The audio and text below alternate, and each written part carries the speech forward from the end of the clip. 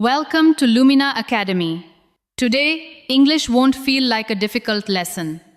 It will feel like a calm, honest conversation between you and a supportive mentor.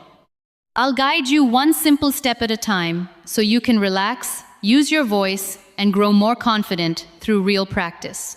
Let me ask you something. When you know what you want to say in English, what usually stops the words from coming out? You know exactly what you want to say. The thought is clear in your own language, but then you begin translating. You search for the right verb, you check the grammar, you change the sentence. And before you're ready, the conversation has already moved on. You smile, but inside you think, I knew the answer. Why couldn't I say it? If that has happened to you, there is nothing wrong with you.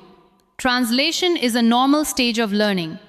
Today, we are simply going to make it less necessary. Before this video ends, you'll complete a practical speaking routine at home, record a short voice diary, and speak for 1 full minute using English that comes from the moment around you. Let's begin now, before your mind has time to make this difficult. Look at one object near you, any object, a phone, a table, a door, a bottle, or a chair. Now say, I can see my phone. If you chose something else, replace the final word. I can see a chair. I can see a window. I can see a cup. Say your sentence aloud now. Good. You've already produced an English thought from something you can see. You didn't need a complicated idea.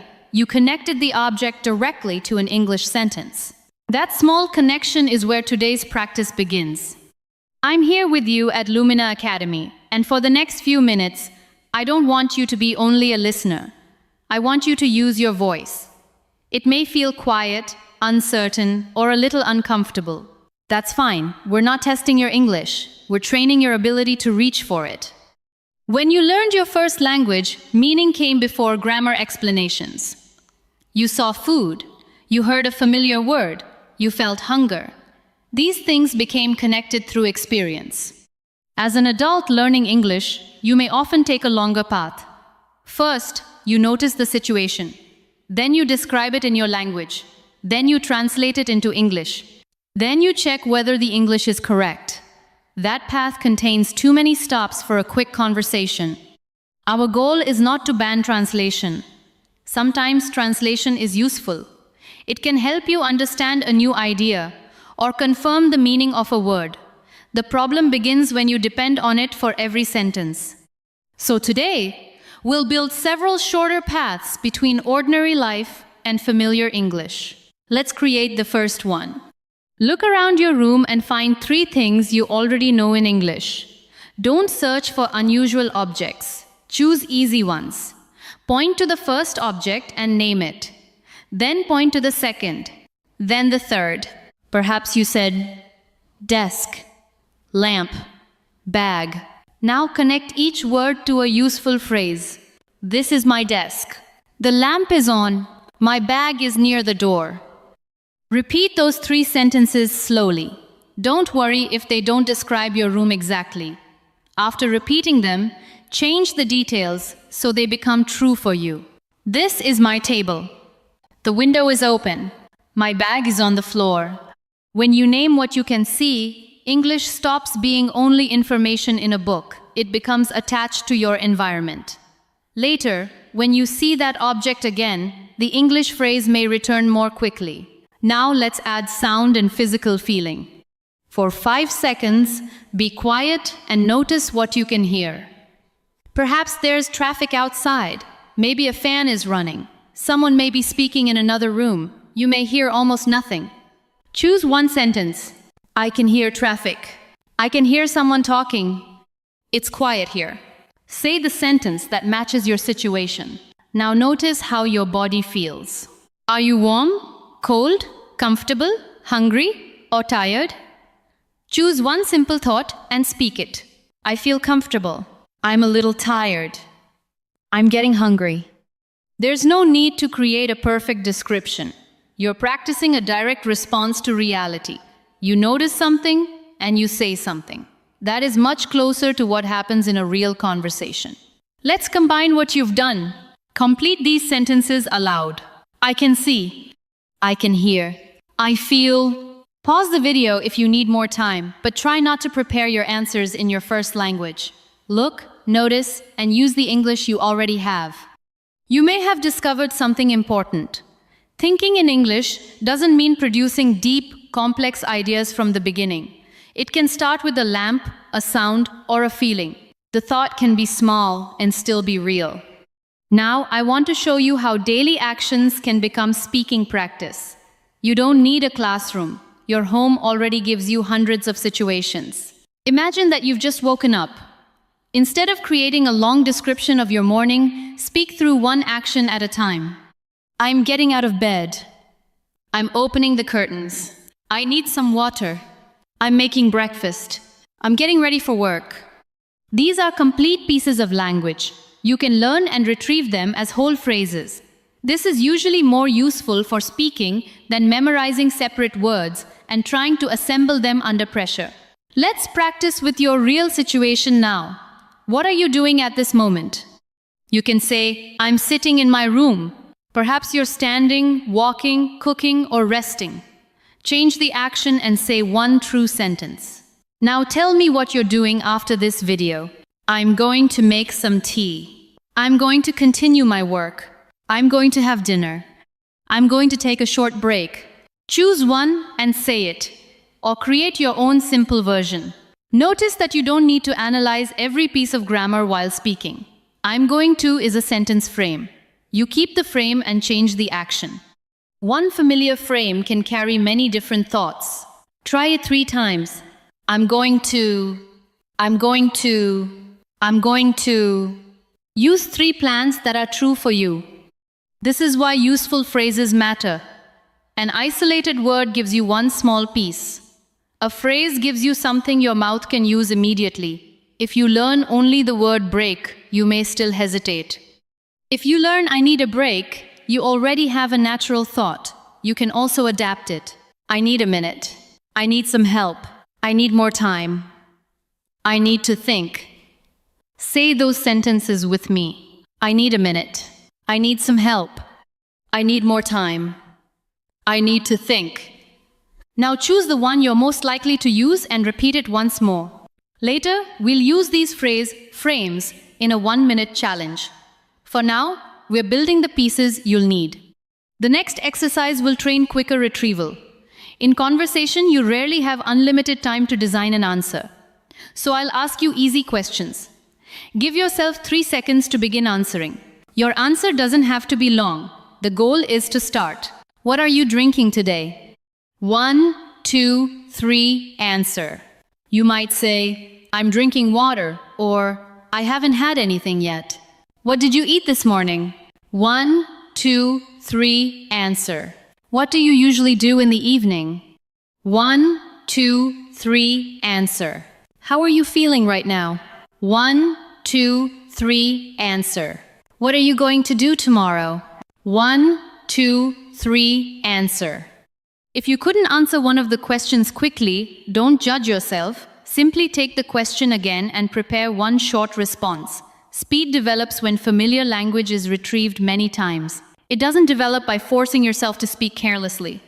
Let's try a second round, but this time, begin with a sentence frame. For a question about routine, begin with, I usually. For a question about your present situation, begin with, right now, I'm. For a question about preference, begin with, I prefer. For a question about tomorrow, begin with, tomorrow, I'm going to. Complete each frame now. I usually. Right now, I prefer. Tomorrow, I'm going to. These 4 beginnings give your brain a place to start. Once the first few words are moving, the rest of the sentence often becomes easier. You may sometimes know the meaning you want to express, but not the exact English word. This is where many learners stop completely. But communication doesn't require the most precise word every time. It requires a meaning that another person can understand. Imagine that you forget the word kettle. You could freeze and search your memory. Or you could say, it's the thing I use to heat water. If you forget umbrella, you might say, it's something I use when it rains. If you forget charger, you could say, it gives power to my phone. These descriptions may not be elegant, but they keep your English moving.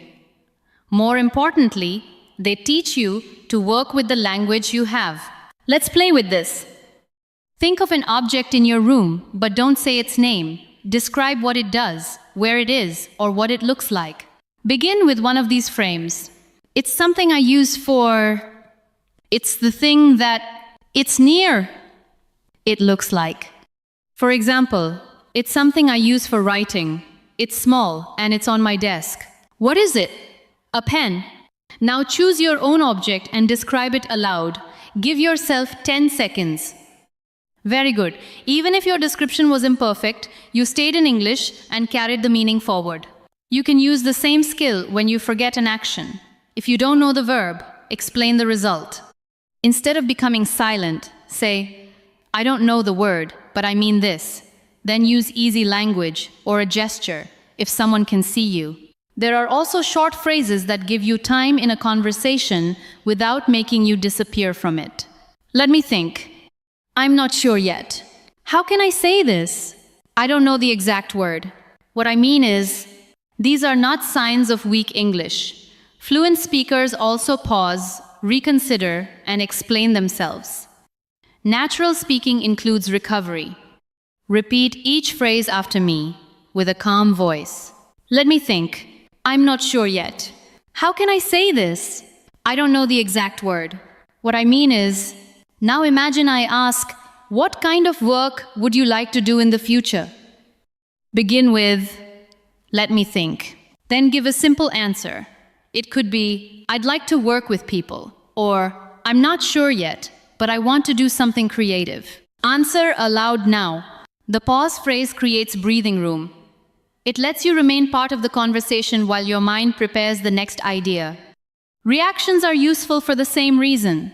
A conversation isn't only a series of perfect answers. Sometimes you're showing that you understand, that you're interested, or that you need clarification. Say these natural reactions with me. I see. That makes sense. Really? That's interesting. I understand what you mean. Could you say that again? Try to give each one a real purpose. Don't repeat them like a machine. Imagine that someone has just told you something. Your friend says, I'm working from home today. You respond, I see. They say, it saves me a lot of travel time. You say, that makes sense. They mention an idea you didn't expect. You say, really, that's interesting. They explain something too quickly. You say, could you say that again? Short reactions reduce pressure because you don't have to produce a long response every time. They also help you stay connected to the speaker. Let's enter a small conversation together. I'll speak first. You answer aloud. Keep your answer simple and begin within 3 seconds. What are you doing right now? Answer. I'm practicing English with you. That's one possible response. Where are you sitting? Answer. What can you see from there? Answer. Do you usually study at this time? Answer. What part of English is difficult for you? Answer. If you need a model, you can say, speaking is difficult for me because I need more time. Now I'll respond to you. I understand what you mean. What do you do when you forget a word? Answer. You could say, I use an easier word, or I try to explain it. That makes sense. What is one thing you want to improve this week? Answer. Perhaps you said, I want to answer more quickly, or I want to speak every day. You've just taken part in a realistic exchange. It wasn't complicated, but it required you to notice, retrieve, respond, and continue. Those are the actions that speaking needs. Now let's work on rhythm. When learners focus on individual words, their speech can become slow and disconnected. Shadowing helps you feel how words travel together in a sentence. I'll give you one short sentence. First, hear the rhythm. Then repeat it as one smooth thought. I'm taking a short break, and then I'll get back to work. Now say it with me. I'm taking a short break, and then I'll get back to work. Once more, slightly more naturally. I'm taking a short break, and then I'll get back to work. Don't rush. Smooth speech is not the same as fast speech. Try another one. I'm a little tired today, but I still want to practice. Repeat. I'm a little tired today, but I still want to practice. Again, notice how a little tired today stays together. I'm a little tired today, but I still want to practice. And one more. I don't know the exact word, but I can explain what I mean. Repeat it. I don't know the exact word, but I can explain what I mean. Again, I don't know the exact word, but I can explain what I mean. When you shadow, your attention moves beyond vocabulary. You begin to notice stress, timing, reductions, and the way phrases connect. You don't need to copy someone's identity or accent. You're training your mouth to produce natural groups of words. Now use the same rhythms with your own information. I'm taking a short break, and then I'll complete it. I'm a little tired today, but I complete it. I don't know the exact word, but complete it. You're no longer repeating only.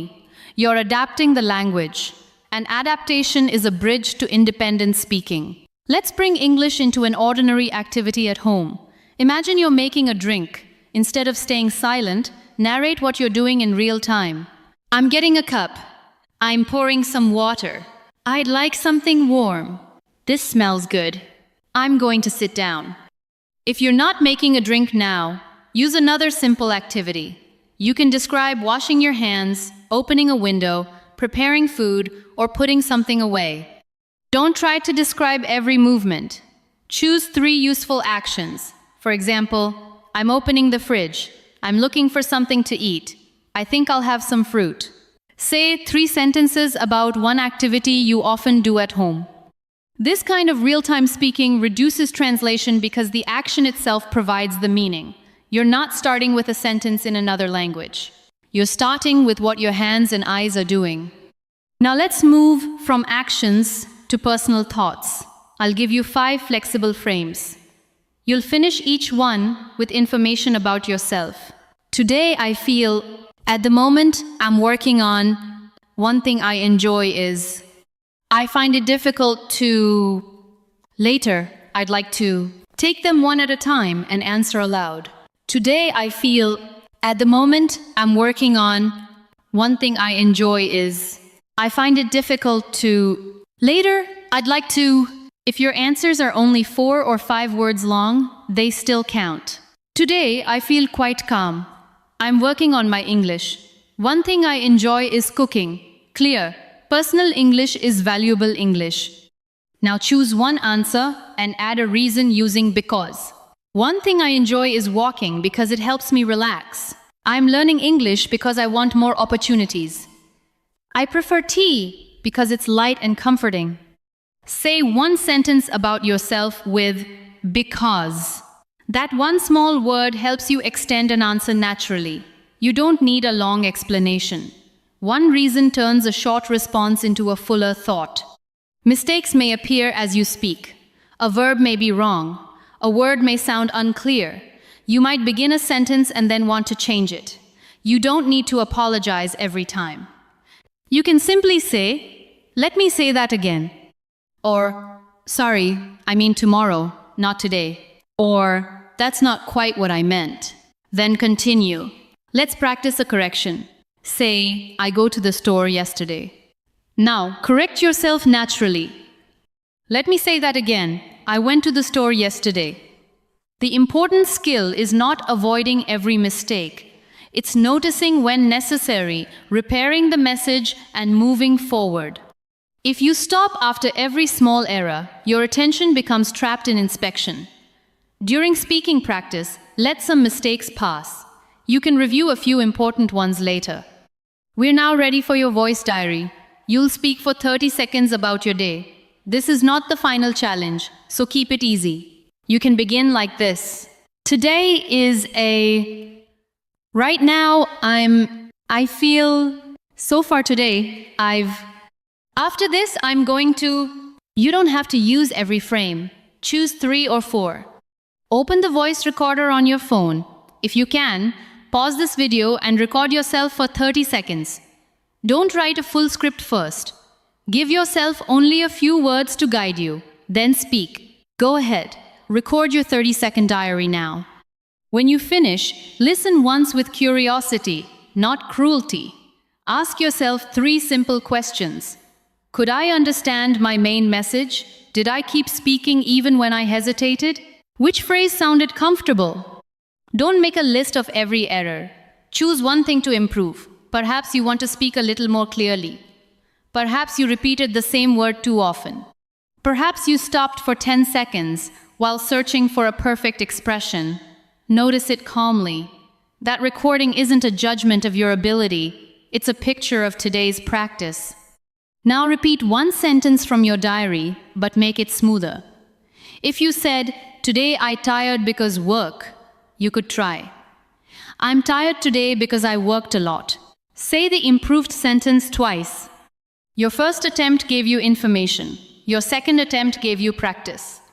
This cycle of speaking, noticing, and repeating is more useful than waiting until you feel completely ready. Before the final challenge, let's gather the tools you've used. You can begin with the present moment. Right now, You can describe your environment. I can see. I can hear. You can share a feeling. Today I feel. You can talk about routine. I usually. You can express a preference. I prefer. You can explain a reason. Because. You can mention a plan. Tomorrow I'm going to. And if you become stuck, you can recover. Let me think. I don't know the exact word, but what I mean is, these are not lines you must use forever. They're supports. With repetition, you'll need them less consciously, and new language will become available. Now we come to your 1-minute speaking challenge. You're going to speak about 4 parts of your life: where you are now, what you usually do, how you feel today, and what you plan to do tomorrow. Don't translate a complete speech before you begin. Look at your real surroundings. Remember your real routine. Notice your real feeling. Choose one real plan. I'll give you a model, but your version should be about you.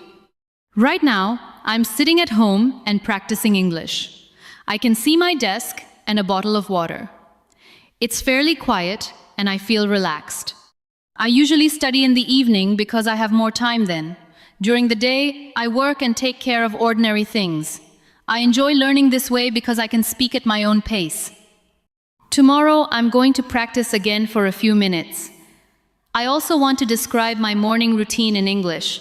I may forget some words, but I can use easier ones and continue. That model is not for memorization. It shows how simple sentences can form a complete message. Set a timer for 1 minute. Start with, right now, then continue. If you forget a word, explain it or choose an easier idea. If you make a mistake, don't return to the beginning. Keep moving until the minute ends. Pause the video and begin your 1-minute challenge now. You did not need perfect English to complete that minute. You needed familiar phrases, real meaning, and the decision to continue. Perhaps you paused often.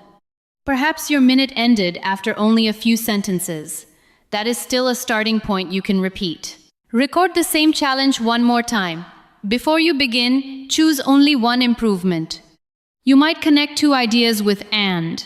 You might add one reason with because. You might replace a long silence with let me think. Or you might simply speak more clearly. Then record your 2nd minute. When you compare the 2 attempts, look for one improvement, not 10. Maybe the opening came more quickly. Maybe one sentence sounded more natural. Maybe you recovered instead of stopping. Visible progress can be small, but it becomes meaningful when you repeat the process consistently. For your day 1 assignment, do exactly what you've just practiced. Speak aloud for 1 minute in simple English. Don't stop to correct every mistake. Record the attempt. Listen once, choose one improvement, and record it again.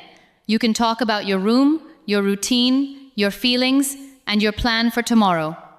Do this today, not because 1 minute will make you fluent, but because speaking becomes easier when your brain is asked to retrieve English regularly. Tomorrow, you can build on the same foundation. You don't have to remove translation by fighting it. You gradually depend on it less by creating direct connections through situations, phrases, repetition, and real speech. Be patient with the pauses. Be kind to the voice that is still learning. Courage in language learning is often quiet. It's the moment you speak, even though the sentence may not be perfect. It's the moment you let your English be heard instead of keeping every thought safely inside. When you've completed both recordings, make this personal commitment in the comments. Done.